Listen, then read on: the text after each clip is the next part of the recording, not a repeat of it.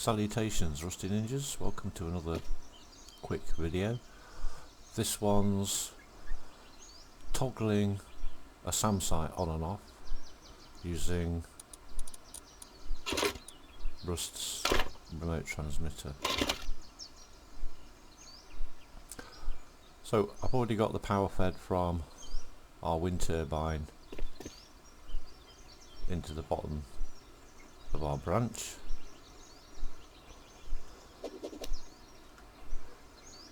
You can see here we've got 88. First of all, a couple of things to remember. SAM site requires 25 power to operate,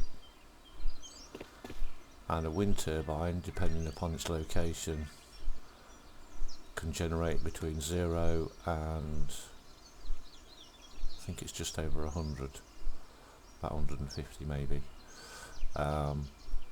So you can't rely entirely on one single turbine.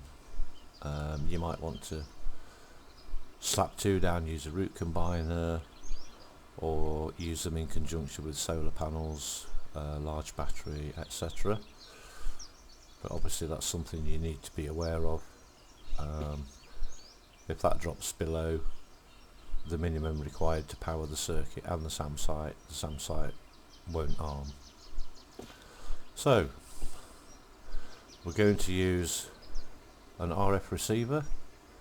First thing to do is set the frequency, which we do by hitting the use key, which is E, and we'll set it to 1, 2, 3, 4.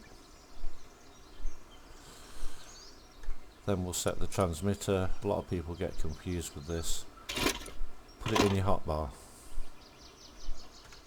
arm it, and right click with your mouse. 1, 2, 3, 4. Set.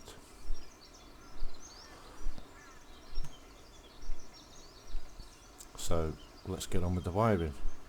I'm going to use the absolute minimum. A lot of people use branches for circuits like this. Sorry, splitters, but they're just so inefficient. Always use an electrical branch if you can. We've got 92 coming in at the moment. We had 88 a couple of minutes ago, so we'll go into, we only need a few Rust volts, so we're going to configure this to 3.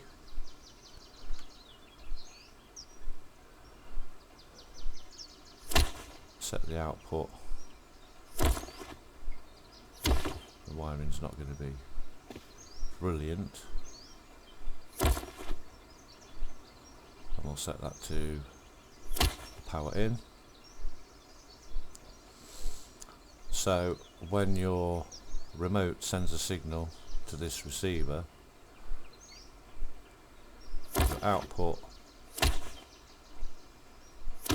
needs to go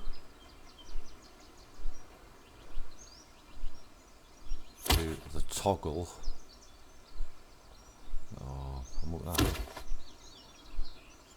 Toggle input on the memory cell.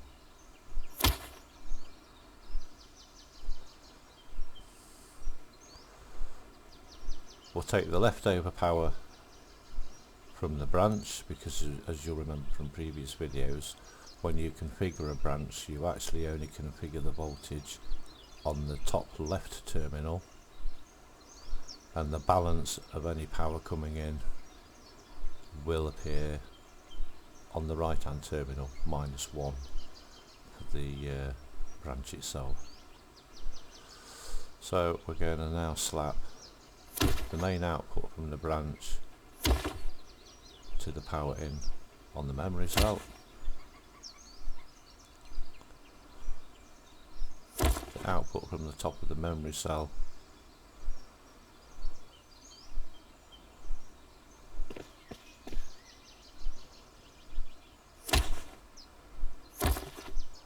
down to our SAM site.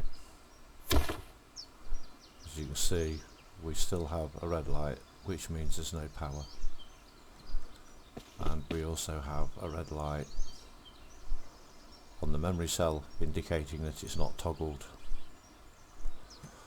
So let's see what happens. On the remote, press the button and you can see the red light goes to green to indicate it's toggled on, and we now have a green light on the SAM site, which means that is also toggled on. Hit the remote again,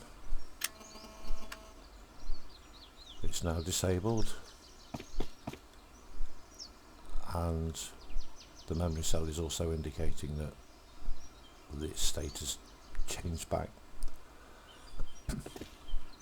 And that is pretty much it. That is the most basic toggle circuit for a SAM site.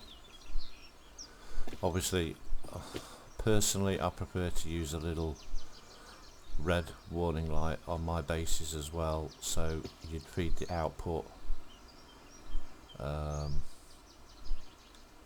Let's just clear that actually.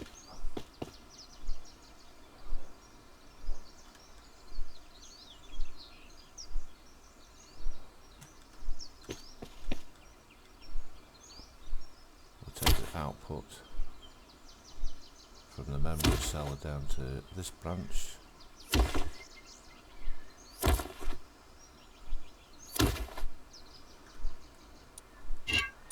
That just so happens to have a little light.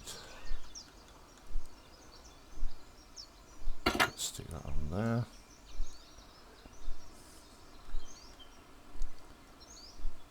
These only need 1 power, so we can configure that for 2 because the branch will consume 1.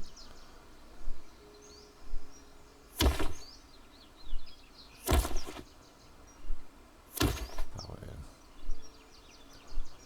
And take the remaining power.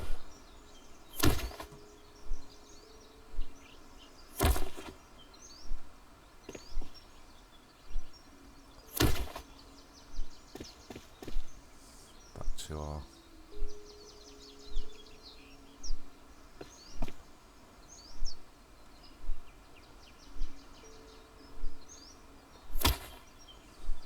SAM site. So she's off, no light on. On the circuit, you've got a green light to say that it's toggled on the memory cell. Your red warning light is also flashing. You can stick that on top of your base if you use your base as a helipad, so that you don't accidentally shoot yourself down, because the SAM site doesn't care.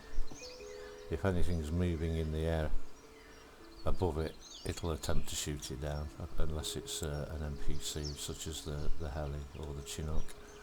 And the green light's on to let you know the SAM site's armed. Toggle it off again. Red light, SAM site's disabled, your warning flasher is not on, and you've got a red light on your memory cell. And that's pretty much it. That is the most basic circuit for toggling a SAM site on and off using one of these remotes. Thanks for watching.